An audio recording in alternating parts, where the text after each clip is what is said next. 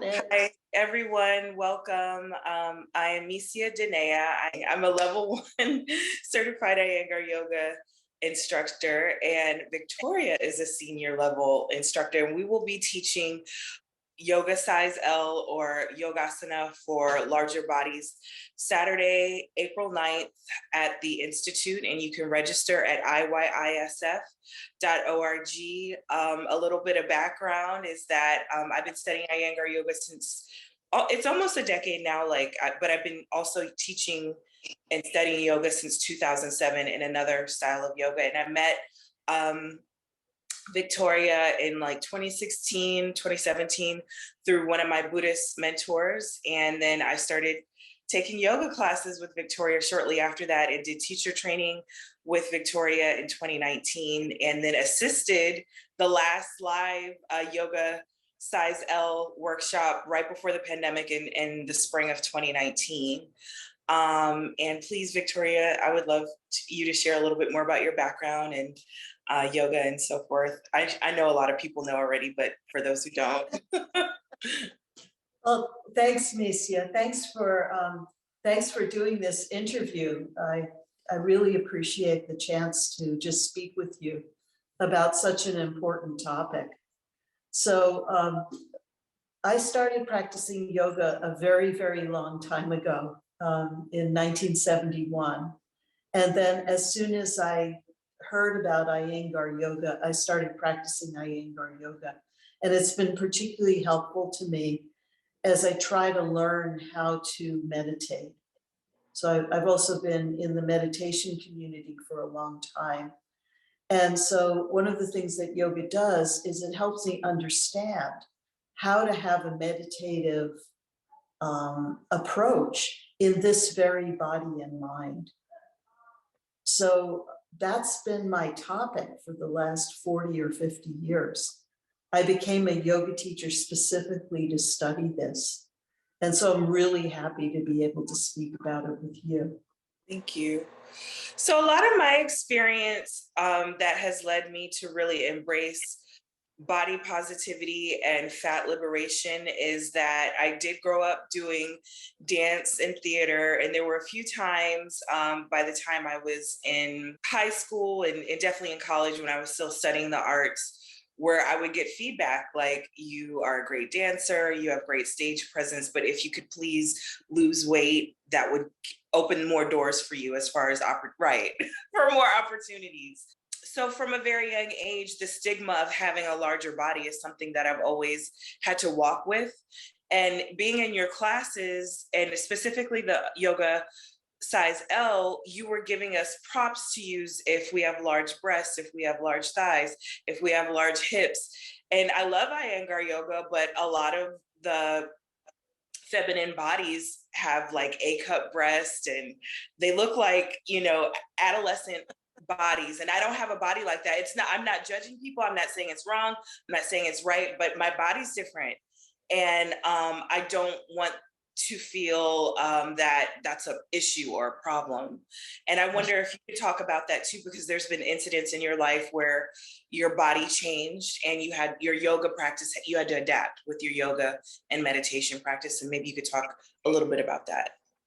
Yeah, well, just genetically, I'm not your super skinny, tall blonde, ethereal, stereotypical yoga type. That's just not who I am. And yoga, when we think about yoga, it's a discipline of studying the self. And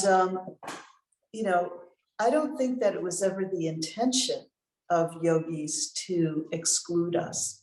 I think it was completely under the radar, unnoticed, and so on. It has to do with the preconceptions of this day and age towards a certain type of body shape and body function. Very early on in my yoga practice, I realized that practicing in that way was dangerous to me as a human being, that actually taking that as a model for my own practice was dangerous. I think that when BKS Iyengar started to bring back yoga and try to study the heritage of yoga. At first, he used very kind of media idea friendly models to model and show the poses because they could show beautiful and dramatic shapes. And this has more to do with ideas of beauty than it has to do with actually demonstrating yoga. I think that when we start thinking about yoga, we have to understand that it's an emotional art. And so we have to understand that making these shapes is about finding our beauty, our strength, our endurance, all of the qualities that yoga is supposed to train. So why not use props or whatever it takes so that our thighs don't have to chafe and our breasts don't have to choke us? It's just nuts to think that we're ever going to be in a position to understand ourselves if we're hurting ourselves. And that harm can happen at such a variety of levels. I mean, physical harm. Like today, I have to take a photo of Paschimottanasana, full forward bend. And when I do Paschimottanasana, I have a belly. So what do? And it's not just a question of separating the legs to let the belly have room. There are actual actions to Paschimottanasana that need to be expressed to give us the stretch of the back of the body that Paschimottanasana is about. So why not develop skill in studying with the body and mind that we're gifted with? And I think that this is actually our gift to yoga and to our community. I just feel like you're an example. You've been an example of understanding and maintaining a sense of beauty and pride. And you're a really good example of that in your own life. Thank So you. I'd actually like to hear you speak about that. I think what I've enjoyed most, I moved to California pretty much 10 years ago in 2012. And when I arrived here, I started teaching yoga shortly thereafter. It wasn't Iyengar yoga yet. I was still teaching, flow, vinyasa. But I was teaching at gyms that were like queer focused or, LGBTQIA or social justice. And a lot of the women of color, and sometimes men or different genders in between, would come up to me and say, this is the first time I've ever had a curvy yoga teacher ever. And I've been doing yoga for years. This is the first time I've felt comfortable coming to class, and like women who wear a pant size like XXL, like just coming to class wearing midriffs and having their bellies out, like because they felt comfortable to do that. I don't think I could do that yet in an Iyengar yoga class. And sometimes I remember it because I also have been staff at the Iyengar Institute in San Francisco for several years now. And there was a time where a friend of mine who also lives in California is an Iyengar teacher and is a larger size person. There's Puna shorts available for sale, and the XL is still not large enough, like for somebody who's even a smaller fat person. So for me, I think there's beauty that I can connect to people who might feel shy or discouraged to come to class because I'm showing up and teaching and making people feel comfortable. But I'm hoping with these workshops that you teach, and perhaps you'll teach more of them, I know you're a busy person, that we can change the landscape. Yeah. And more people can feel comfortable coming to an Iyengar class because there's representation of different body types. And I see it more than I did years ago. But this workshop on April 9th, I think, is a great opportunity, whether you're a seasoned Iyengar practitioner and you have a larger body. If you have a larger body and you've never done Iyengar yoga before, I think this is a great opportunity for you to understand. I remember one variation that you did when I came to the workshop in 2019. Like if you have like a lot of mass in your arms, it's hard to do Gomukasan. So you just did this wide, you took the belt and we just did this wide kind of like Yeah.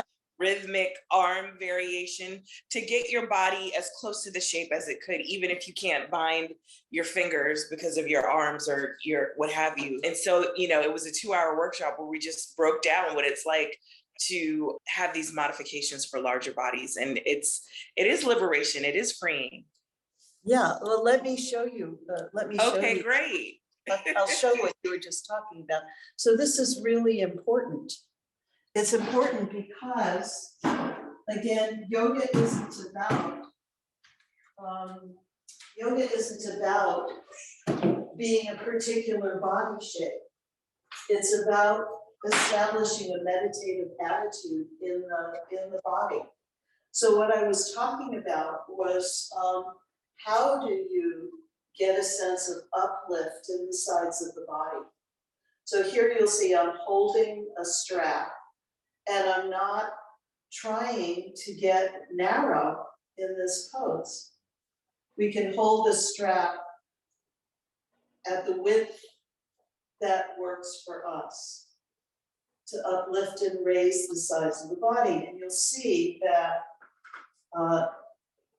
if my arms are shoulder width apart and I raise the strap up, the sides of the body get taller.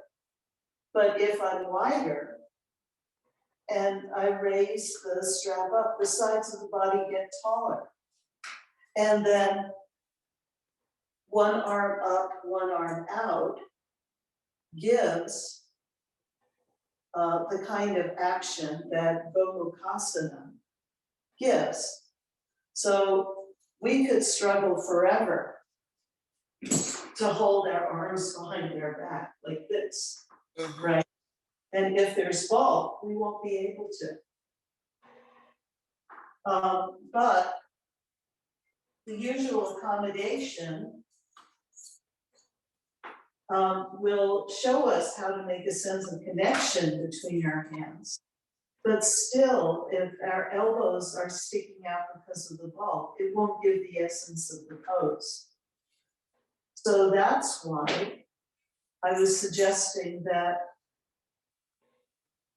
being in a position that actually gives us a sense of freedom is important. It's not just a matter of making the classical shape of the pose, but finding the essence, the meditative essence of the pose, which is freedom. Freedom to go up, freedom to go out, freedom to coordinate, and freedom to integrate. And this is so important to me. It's just such an important part of yoga as far as I'm concerned, that yoga isn't about measuring up to some unwritten standard that's socially defined. Yes, and there won't be any weight loss talk or anything like that. Please come as you are, and we will show you some really fun, liberating approaches to enjoying Iyengar yoga in a larger body. So I know you have to go. Thank you so much. And if you have questions, you can always email the Institute if you have questions about the workshop, info@iyisf.org, and you can go to the website iyisf.org under the workshops tab to sign up for our Yogasana for larger bodies on Saturday, April 9th. Thank you. Take care. Thank you. Welcome, everybody. And thank you, Misia. Thank you.